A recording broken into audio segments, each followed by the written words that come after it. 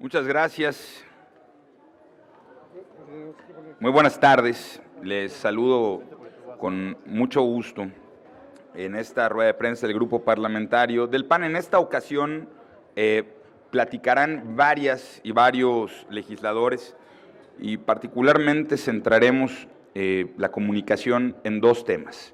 El primero, la lamentable, la dolorosa discusión que se está teniendo en la Cámara de Diputados el día de hoy en materia de ley de amparo, porque es importante profundizar en conceptos lesivos para la ciudadanía.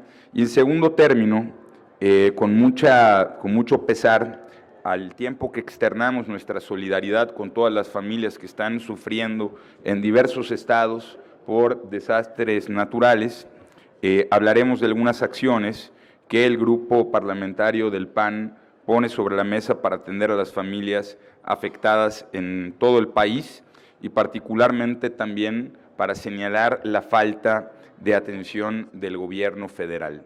Miren, en la ley que se discute en este momento es importante romper con algunos paradigmas.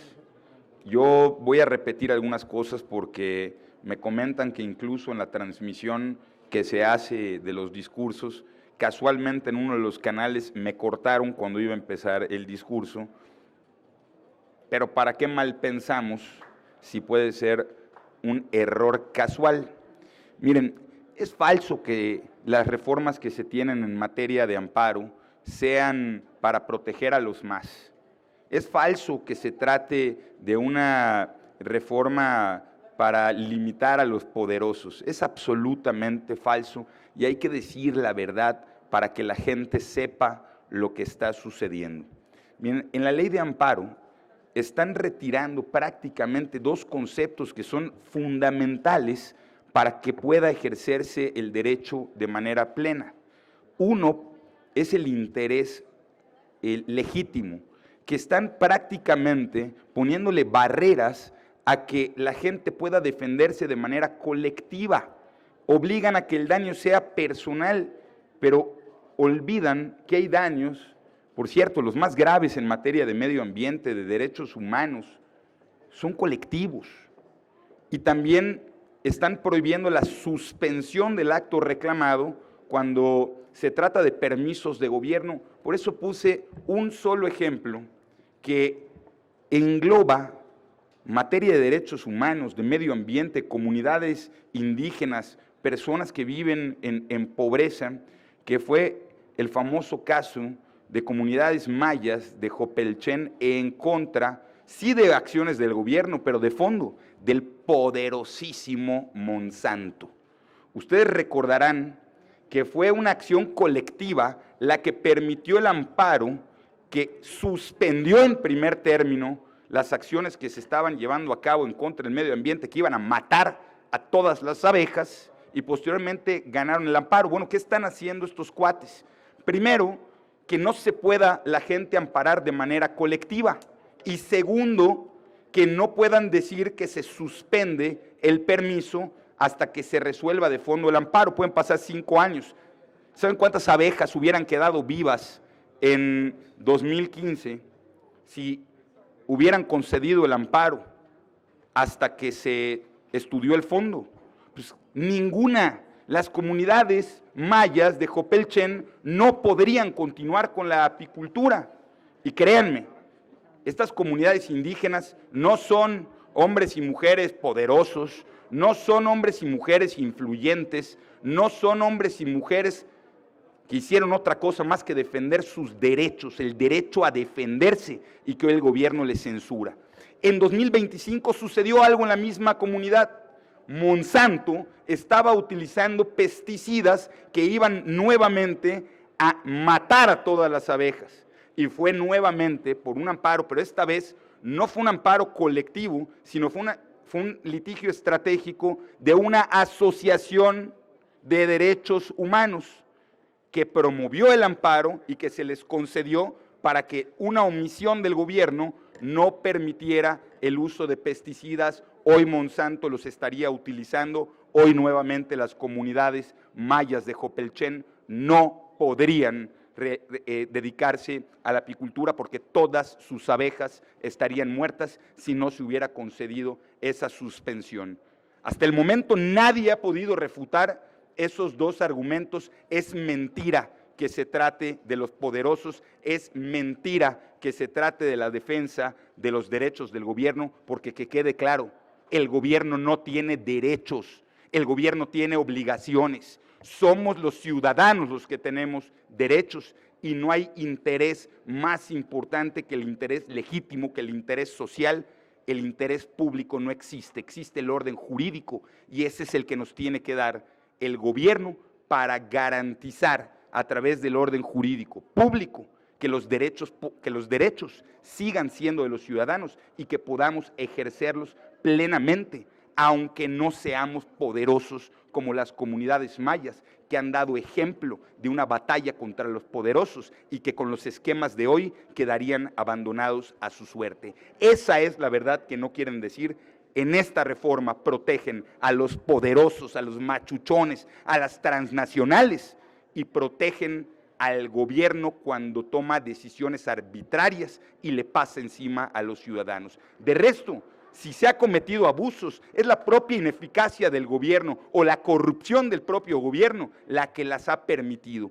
¿Podemos reformar esa parte? Por supuesto que sí. Hay cosas que siempre tienen que mejorar, pero no a costa de los más, que son los que más necesitan que se protejan sus derechos. Cedo la palabra a la diputada Margarita Zavala. Muchas gracias, buenas tardes. El Grupo Parlamentario del PAN, la verdad es que tiene una tradición en términos de justicia y particularmente defensa de derechos humanos. Las reformas que ampliaron los derechos humanos llegaron de la mano de los gobiernos de Acción Nacional. Y por eso es nuestro interés y prioritario el tema del juicio de amparo. El juicio de amparo es para defender a los ciudadanos de los abusos de la autoridad. Pero este paquete, como pasó en las otras reformas de hace 1 año y 2 años, este paquete de reformas a la ley de amparo es para proteger a la autoridad frente al ciudadano. Esa es la perspectiva y la visión. Por eso habrá reservas en todos los sentidos, pero particularmente nos referiremos a dos, la que se refiere al interés legítimo y la que se refiere a la suspensión de actos. El interés legítimo fue gracias a las reformas del 2011, a la ley del 2013 que aprobaron y que el diputado Germán Martínez les dijo uno por uno quién había aprobado esa ampliación. El interés legítimo permite a comunidades defenderse respecto de los abusos de la autoridad. Unos ejemplos los ha dado el propio coordinador. Otro, por ejemplo, en julio pasado, el director del Instituto de Enfermedades Respiratorias, el INER, él presentó un amparo que incluso le habían dicho que no la podía presentar en revisión y dijeron que podía presentarla. ¿Por qué? Porque le había reducido 30% el presupuesto al instituto. Amparos que tuvieron que ver con fideicomisos de la cultura, particularmente del cine. Amparos que han tenido que ver con el Fonden. Hoy, es más, los jóvenes de la Universidad Veracruzana, que los vimos llorar por sus compañeros, ellos podrían, en términos de esta ley, meter un amparo. Y en cambio no lo van a poder hacer con esta reforma, porque define el interés legítimo, porque obliga a demostrar la lesión jurídica, no cualquier agravio, sino la lesión jurídica, que además de ser real, tiene que ser diferenciada de las otras. Cuando define ese concepto que debió haberse quedado ahí para la interpretación de los jueces, lo definen, hacen restrictivo el interés legítimo, obligan a más pruebas y entonces hacen de muy difícil utilizar el amparo como instrumento para la defensa de quienes, de los más desprotegidos de nuestro país. Sí, de esos que no contratan abogadotes, que no tienen para eso, que no tienen a los huizacheros a su servicio, porque Morena critican mucho a los abogados de dinero, pero bien que los contratan y hasta en el gabinete los tienen y haciendo reformas también. Segundo tema, el de la suspensión, tanto el 128 como el 129 es increíble lo que hemos llegado. Al quitar la suspensión, y se lo dijeron no solo nosotros como diputadas y diputados, sino también los abogados y académicos que estuvieron en las consultas, les dijeron que quitar la suspensión o ponerle tantas causales es en realidad quitar el efecto del amparo, que es la protección de derechos humanos. Pero como está visto desde la perspectiva de proteger a la autoridad, metieron unas causales, voy a decir, hay muchas de prisión preventiva, etcétera, y también congelación de cuentas, etcétera. Por ejemplo, para hablar de decisiones administrativas, todas las autorizaciones, todos los permisos, todas las concesiones que son base de una economía como nuestro país de pequeñas y medianas empresas, todas esas ya no puede haber suspensión. Entonces, si tú tienes, pongamos, una escuela y por error la SEP, por error incluso, de la clausura, tú quieres el amparo para que suspendan los efectos y sigan los niños yendo a la clase. Ah, no, ya no se va a poder, los niños para afuera y no van a poder ir a clase. O un restaurante, ah, no, no se va a poder, que usted siga pagando para afuera. En 5 años nos vemos cuando ganes un amparo. Ese es realmente un problema serio de vida diaria de quienes menos tienen. Otro, por ejemplo, que tiene la suspensión del acto de reclamado, empiezan a hablar a todas las ocurrencias, entre ellas el ejercicio de la deuda pública.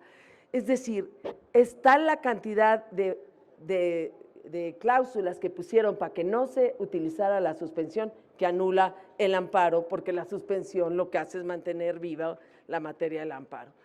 Realmente le está quitando efectos al amparo, vamos propuesta por propuesta, pero que quede claro que el principio de estas reformas que promueve Morena, que acepta Morena, es proteger a la autoridad.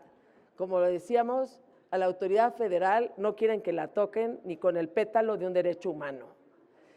En el caso del grupo parlamentario, todas nuestras propuestas van con una perspectiva de lo que es el juicio de amparo, proteger a los ciudadanos frente a los abusos de la autoridad. Muchas gracias. Gracias. Como última idea sobre este tema, yo les invito a que no nos vayamos con la finta. Ahí van a empezar en el transcurso de la tarde seguramente a tratar de vendernos el señuelo de que van a modificar el dictamen, pero lo que van a modificar es fregar más a los ciudadanos. Miren, pasamos de la fórmula Otero, que le dio vida al amparo a nivel federal, a la fórmula Saldívar, que lo mata. Miren, en el Senado de la República le metieron la retroactividad, es decir, todas las personas que tienen un juicio vigente, les aplique la nueva norma, aunque la Constitución diga al pie de la letra, en su primer párrafo, a ninguna ley se dará efecto retroactivo en perjuicio de persona alguna.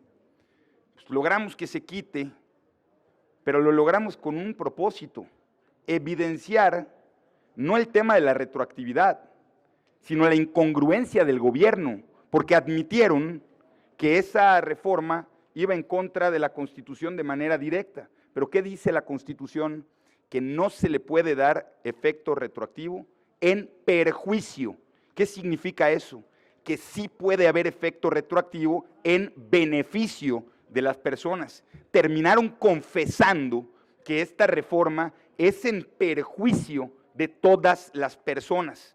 Ah, pero además al rato van a meter la fórmula Saldívar que dice que una parte sí va a ser retroactiva, porque ya se echaron para atrás de todo lo que habían dicho. No tienen vergüenza en cómo operan las reformas y es increíble, inaudito, inaceptable que el exministro Saldívar siga imponiendo letra a la ley cuando ha demostrado que su criterio jurídico no pasa, pero ni por la clase de Monreal.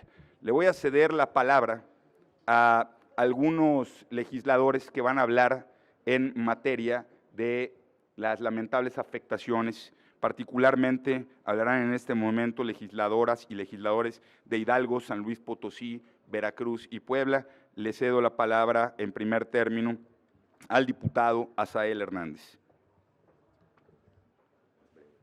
Muchas gracias. Muy buenas tardes.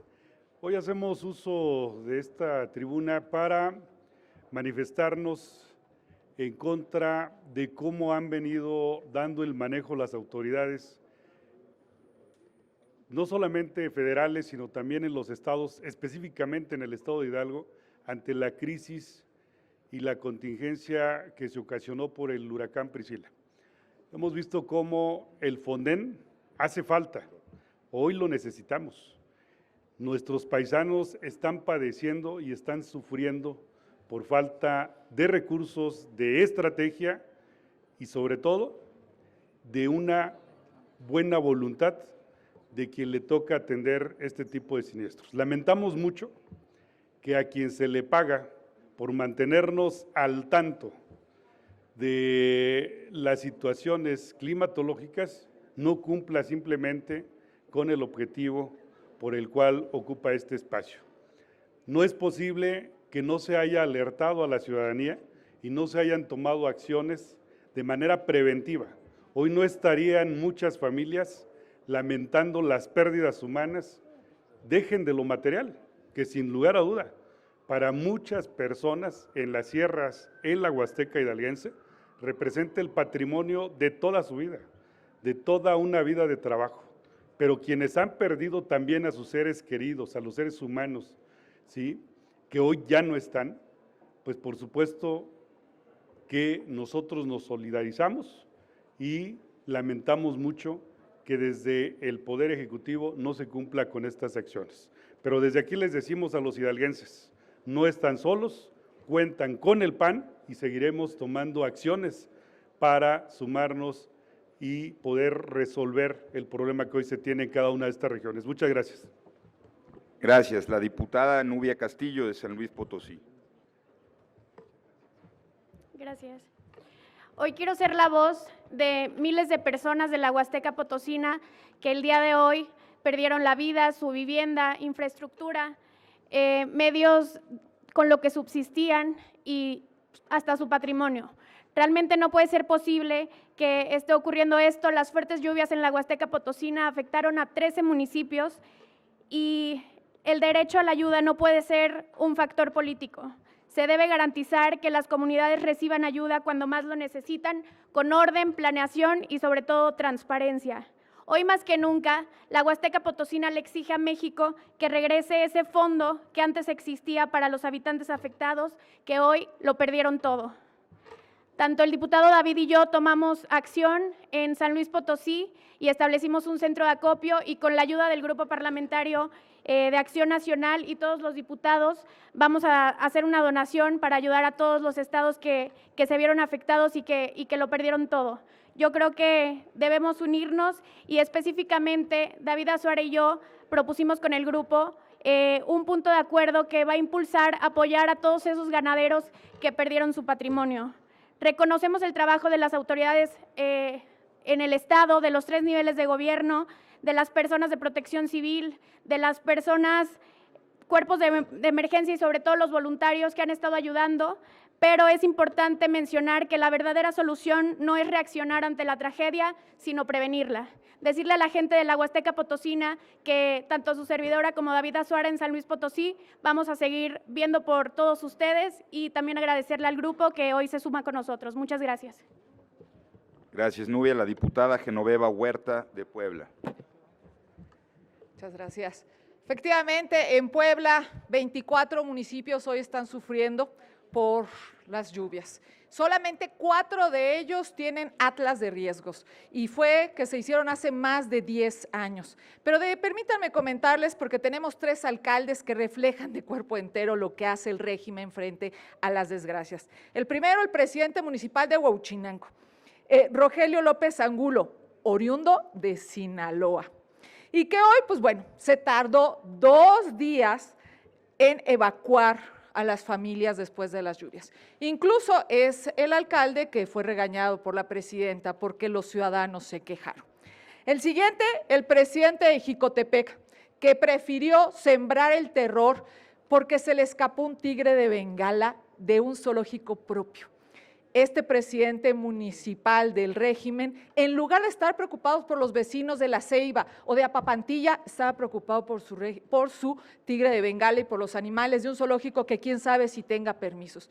Y la tercera, una alcaldesa de Zihuataneutla, quien entrega despensas de recurso público en bolsas de Morena. Este es el actuar del régimen frente a las desgracias. Tarde, insensibles y con el único propósito de seguirse dándose a conocer. Y por eso exigimos en Puebla, los poblanos y por supuesto Acción Nacional, que el Fonden regrese. Por ahí nos decían en la mañana en una rueda de prensa que el Fonden se eliminó porque pues se desviaba el recurso, pero no hay una sola persona que esté en la cárcel por el tema del Fonden. Sin embargo, quieren saber dónde está el de los últimos directores del Fonden, fue candidato a la alcaldía de Querétaro por Morena. Es ahí donde están ellos. Nos queda claro que el régimen, Morena, son unos cínicos, solo quieren el dinero para ellos y no les importa el dolor de las familias, el sufrimiento que hoy tienen, porque en estos municipios poblanos se perdieron vidas, se perdieron escuelas, se perdieron caminos, se perdieron hospitales. Por eso desde Acción Nacional estaremos exigiendo recurso para todos estos estados y por supuesto para el municipio de Puebla con las diputadas federales del PAN. Gracias. Muchas gracias. Genoveva, la diputada Rosario Guzmán de Veracruz. Buenas tardes, muchas gracias por su atención. Quisiera expresarle a todas las personas como habitante de la zona huasteca veracruzana, quisiera expresarle a todas las personas que perdieron su patrimonio o a un familiar que no están solos, que el Grupo Parlamentario de Acción Nacional, estamos viendo la manera de apoyar y de agilizar esa manera, de esa forma de que se pueda salir adelante ante este desastre tan grande que se sufrió en la zona norte de Veracruz. Sabemos que la gente siente mucha angustia, rabia e impotencia en este momento por la situación que se está atravesando. Fueron dos fenómenos en la zona norte, en la Huasteca veracruzana. El crecimiento de los ríos y arroyos por el exceso de lluvia y el crecimiento nuevamente, que se dio el miércoles en la noche, y nuevamente el crecimiento de los ríos, de los grandes ríos, por la corriente que ya se sabía que venía de todas las sierras que confluyen en la Huasteca veracruzana. Por lo tanto, las autoridades estatales tuvieron mucha oportunidad de reaccionar, de en esa segunda creciente avisar a la población y evitar muchos muertos. En este momento, nosotros como secretaria de la Comisión de Protección Civil, ya estamos con un punto de acuerdo para poder exigir este auxilio inmediato para todas estas poblaciones, para todos estos municipios. A muchísimos municipios, quiero decírselos, no les ha llegado ayuda. Están los alcaldes con sus propias posibilidades, sin el Fonden, reaccionando en la medida que ellos pueden. Por otro lado, es importante también que como parte de la Comisión de Ganadería, decirles que estamos ya trabajando un punto de acuerdo con el presidente de la Comisión para tratar de reaccionar ante esta emergencia, pedir el apoyo de las autoridades federales para todos los ganaderos que han sufrido una gran devastación en todo su patrimonio en la zona norte del estado de Veracruz. También decirles que agradecerles como parte de la Comisión de la Defensa Nacional, agradecerle a la diputada Margarita Zavala el apoyo que nos prestó para solicitar por medio de la comisión el uso de helicópteros para poder auxiliar a las personas que en las comunidades del municipio de Ilamatlán, Veracruz, se quedaron aisladas. En este momento todavía se tiene dudas si hay personas que estén atrapadas en las comunidades de Ilamatlán, porque ya perdieron comunicación, ya no tienen energía eléctrica y definitivamente allí ojalá y el gobierno del estado haya podido establecer ese puente para poder sacar a todas estas personas de las comunidades que quedaron aisladas debido a toda la tierra que pues devastó estos municipios serranos de la Sierra de Otontepec. Y por otro lado, exigirle al gobierno estatal y federal que aclare la duda sobre la desaparición de más de 100 estudiantes de la Universidad Veracruzana en Poza Rica. Hay mucha manifestación ciudadana al respecto y es mi obligación decirles que no podemos dejar a la ciudadanía con estas dudas. Por su atención, muchas gracias, decirles que seguimos al pendiente ante esta situación de emergencia en el norte del estado de Veracruz. Muchas gracias, diputada Rosario. Le voy a pedir a los legisladores que no interrumpamos la rueda de prensa. Podemos ir y votar y continuar con la rueda de prensa, por eso van a ver un poquito de movimiento, nada más porque estamos en el momento oportuno de votarles en contra de la ley de amparo a la que hacemos referencia. Le voy a ceder la palabra al diputado Roberto Sosa de Querétaro. Muchas gracias, coordinador. Muy breve.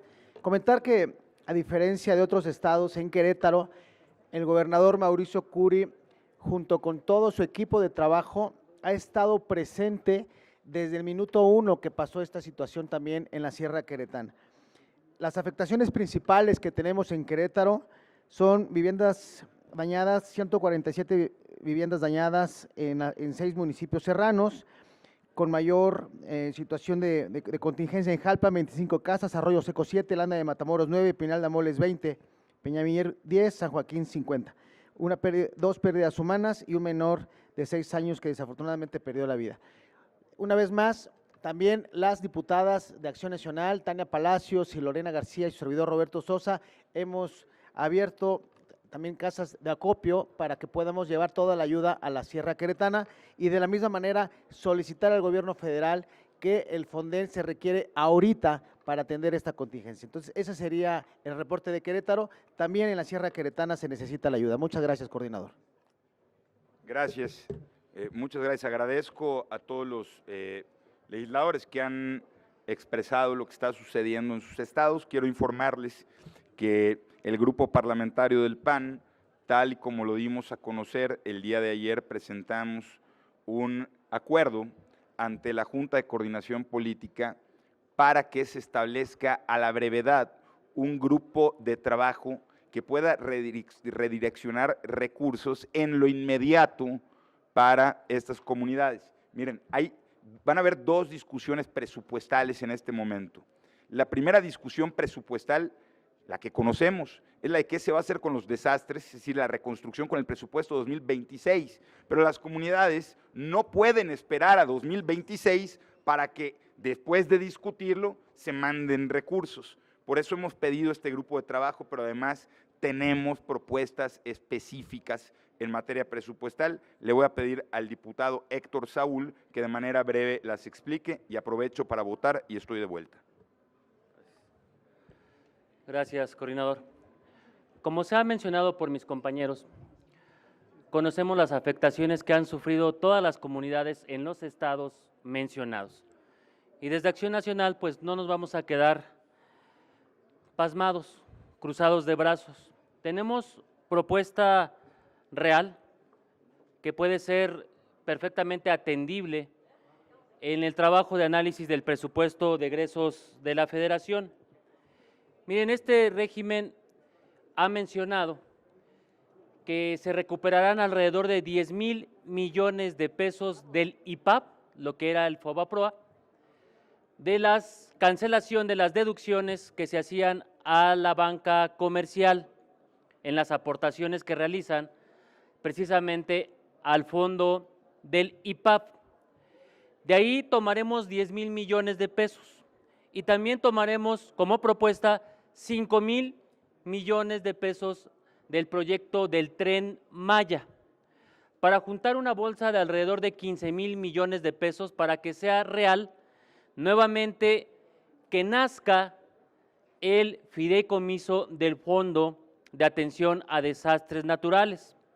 Este fondo nos va a permitir que haya inmediatez de recursos, que se pueda atender en tiempo real y de forma oportuna las necesidades que se derivan de los desastres naturales y la atención a las comunidades.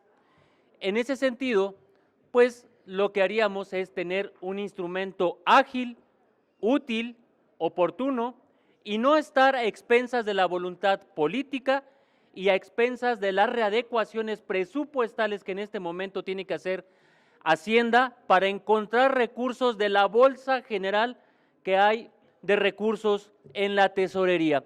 Es decir, que hoy, para hacer uso de la llamada partida de atención a desastres naturales, Hacienda no cuenta con el recurso en ese momento, tiene que hacer una serie de movimientos presupuestales, recoger dinero de muchas otras partes para que se pueda nutrir la partida específica que hoy existe como programa en la Secretaría de Hacienda. Es decir, que no hay inmediatez, no hay liquidez y no existe ese recurso tangible, contante y sonante.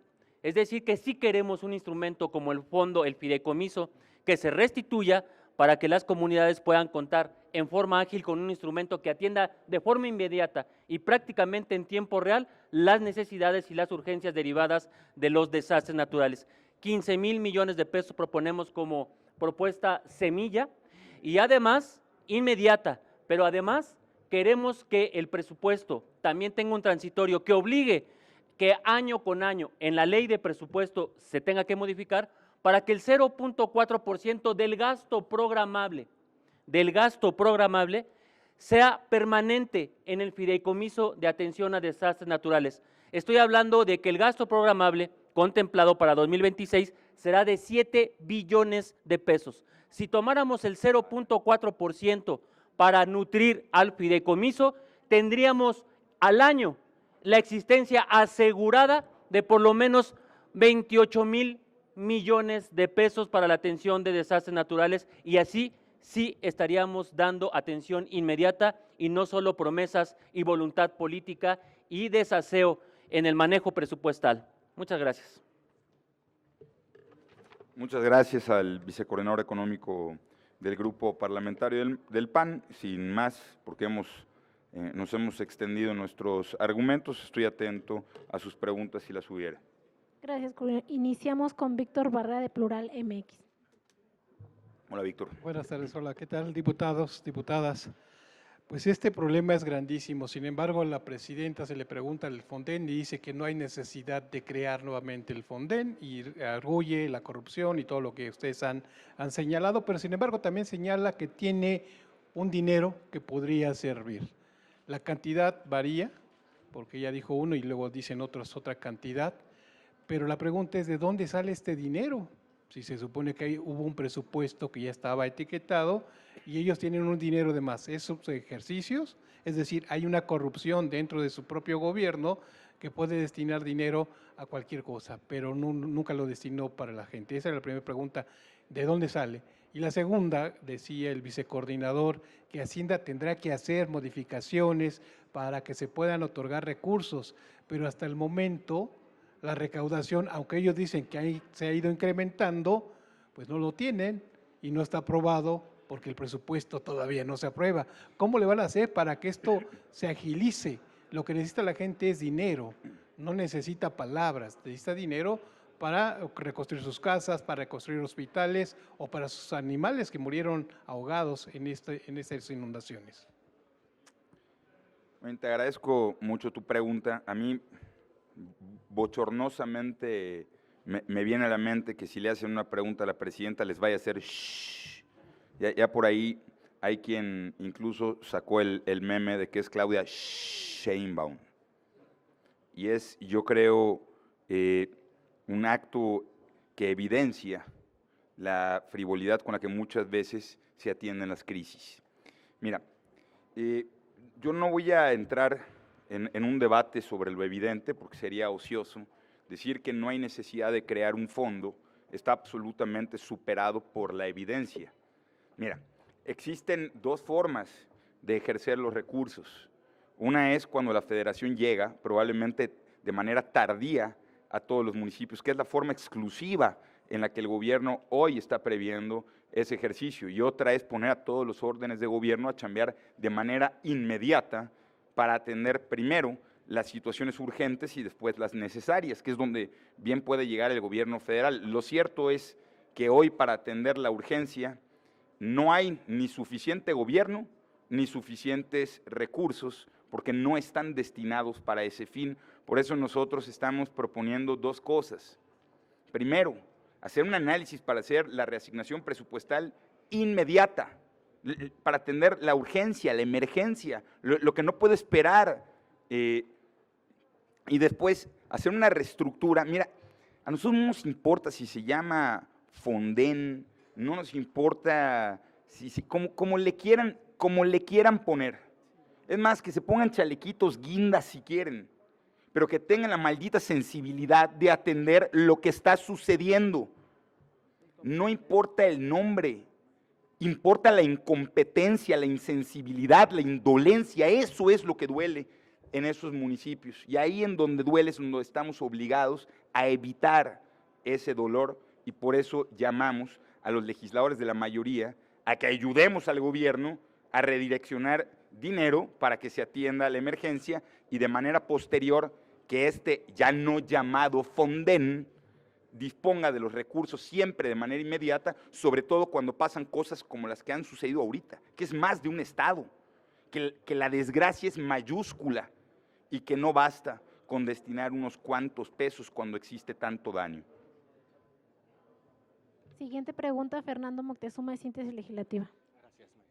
Buenas tardes a todas y a todos. Coordinador, a ver, por una parte, sí efectivamente se requieren estos recursos para atender lo inmediato. Sin embargo, de manera proactiva, atender la crisis innegable e inevitable que estamos viviendo en materia de cambio climático, que finalmente propicia que estemos viviendo estas situaciones. Número uno, si se podría enviar algún punto de acuerdo, no sé, un exhorto, etcétera. Número dos, en materia presupuestal, pues sí, ya mencionaban, ¿no?, que al final del día no hay un dinero para utilizarlo ya mismo. Entonces, ¿cómo sí? ¿Cuál sería, pues sí, la manera más viable o más rápida para atender a las familias damnificadas? Gracias. Bien, a ver, empiezo por el principio. Pues por supuesto que hay que atender temas de medio ambiente. La secretaria de Medio Ambiente estuvo aquí, si no me equivoco, el día 6 de este mes. Y aquí se le cuestionó en cómo afectaba la reforma de amparo al tema del medio ambiente, porque resulta que el único acuerdo internacional que tenemos en materia de defensa de medio ambiente es el Acuerdo de Escazú, que se firmó en el 2018 y que entró en vigor en el 2021. Y la secretaria, con incredulidad, advertía que esto se tenía que revisar en la Cámara. Quizá no dijo más en ese término para que no la tachen probablemente de rebelde, pero a nosotros nos quedó muy claro que los defensores del medio ambiente se iban a quedar sin recursos para poder atender esta causa. Lo cierto es que con esta violación cada vez estaríamos peor en materia de defensa del medio ambiente. Si seguimos así, nos vamos a quedar con la mitad que nos queda. Y ya nada más vamos a hablar del ambiente o el exambiente, ni entero, ni medio, ni de ninguna manera. En la reasignación de recursos, ya ha explicado el diputado Héctor Saúl de manera muy precisa de dónde podemos sacar los primeros 15,000 millones de pesos para establecer este fondo. Y en cuanto a la urgencia, hay muchos recursos que pueden ser destinados en recorte superficial y por eso hemos establecido la propuesta de crear un grupo de trabajo para no hacer de manera irresponsable un planteamiento que afecte, por ejemplo, a los hospitales, a las escuelas, a las madres trabajadoras, que son las víctimas favoritas del régimen cuando quiere hacer un recorte presupuestal. Nosotros queremos quitarle gasto superfluo al gobierno para que se pueda destinar hacia este punto. Siguiente pregunta, Blanca Santos, del Sol de México. Hola, diputados. Buenas tardes a todos. Bueno, el tema obviamente de la atención a las familias afectadas, a los muertos y todo esto es una prioridad, pero hay bastantes temas. Estaban hablando de ganadería, estaban hablando de muchas otras cosas y también está el tema educativo.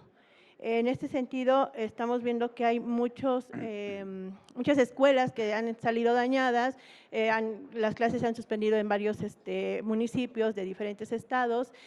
Ante esto, primera pregunta es, ¿ustedes tienen planeado como grupo parlamentario, ya no digo la Comisión de Educación o en general aquí en la Cámara, pero como grupo, ¿tienen alguna medida que vayan a tomar al respecto en este plan que están haciendo?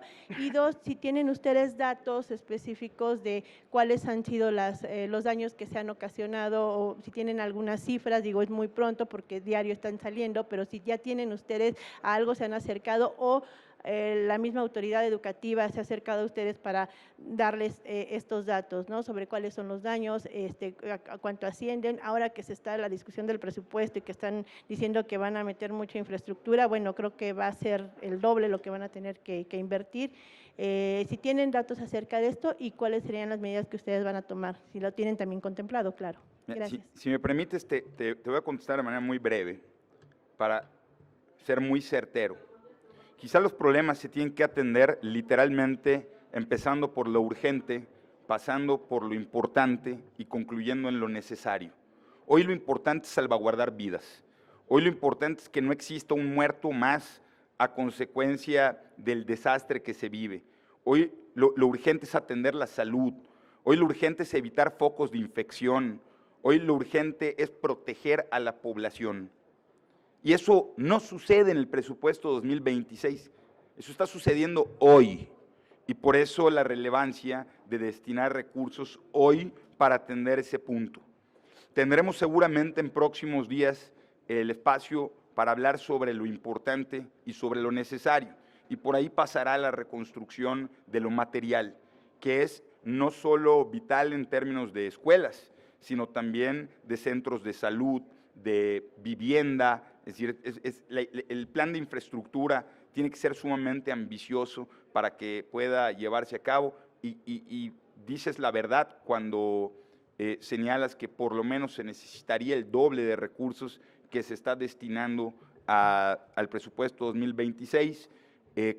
Creo que la cifra, no quiero aventurarme a decir si es el doble, el triple, no lo podemos determinar el día de hoy porque los daños, pasando el momento de salvaguardar las vidas humanas, tenemos que continuar con los daños materiales y en ese momento entonces hacer un diagnóstico. Nosotros creemos que tanto el secretario de Educación Pública como otros responsables de la infraestructura deben hacer un diagnóstico preciso y nosotros atender a ese diagnóstico que realizan dichas autoridades. Como bien dices, muy pronto para entender la magnitud del desastre causado en nuestra sociedad y es a las autoridades del Ejecutivo a quien le corresponde dar esos datos. Estaremos vigilantes de que no los falseen, como lamentablemente han falseado otros, por ejemplo, en materia de seguridad. Tengo una pregunta para el coordinador. Hoy salió una nota de Reuters diciendo que en la campaña que tiene Trump contra los carteles, le ha quitado la visa a 50 oficiales del gobierno mexicano. Esos son datos que se conocen, tú sabes de esa cifra. ¿Qué opinas?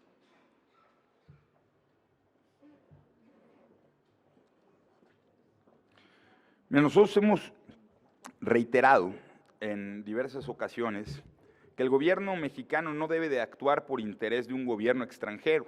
El primer interés que debe de tener el gobierno mexicano es mantener la seguridad de su patria, la seguridad de las y los mexicanos, y no debe de esperar las presiones de un gobierno extranjero que le señalen un tema para empezar a actuar.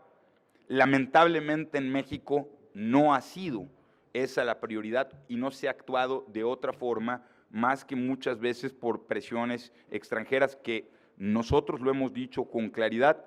A nosotros nos preocupan las familias mexicanas, porque los datos que se viven en México, los datos que se viven en los estados, los datos que se viven en los más de 2.400 municipios en este país, son mucho más dolorosos que los intereses que nos han puesto sobre la mesa otros gobiernos extranjeros. Porque ahí en donde la policía está ausente, ahí en donde le quitaron recursos a los municipios para fortalecer sus policías, es donde más abusan los integrantes del crimen organizado de las comunidades más pobres. Hay que decirlo así, porque son de las comunidades que más abusan. Ahora bien, también hemos señalado la urgencia de legislar para que se combata a los narcopolíticos y que es un debate que Morena quiere evitar. Es claro que existen amplísimos nexos de funcionarios públicos con integrantes del crimen organizado, ya sea porque son sus facilitadores, sus cómplices, sus socios, es más, hasta cabezas del crimen organizado han resultado cuando vemos, por ejemplo, el caso Tabasco. No nos sorprende que continúen los retiros de visas, pero tampoco nos sorprende la indolencia del gobierno que quiere mirar hacia otro lado, porque el caso más emblemático sigue siendo el de la gobernadora Marina del Pilar y hasta ahora al gobierno no le interesa la explicación. Es decir, cuando está con nombre y apellido en un gobernante, no le ha interesado. Probablemente digan que son fake news el que saquen una cantidad de oficiales, cuando sabemos que esto va a ir mucho más allá si el gobierno mexicano no hace más para salvaguardar el territorio nacional y castigar a los narcogobernantes. Muchas gracias a todas y a todos. Les agradecemos su atención.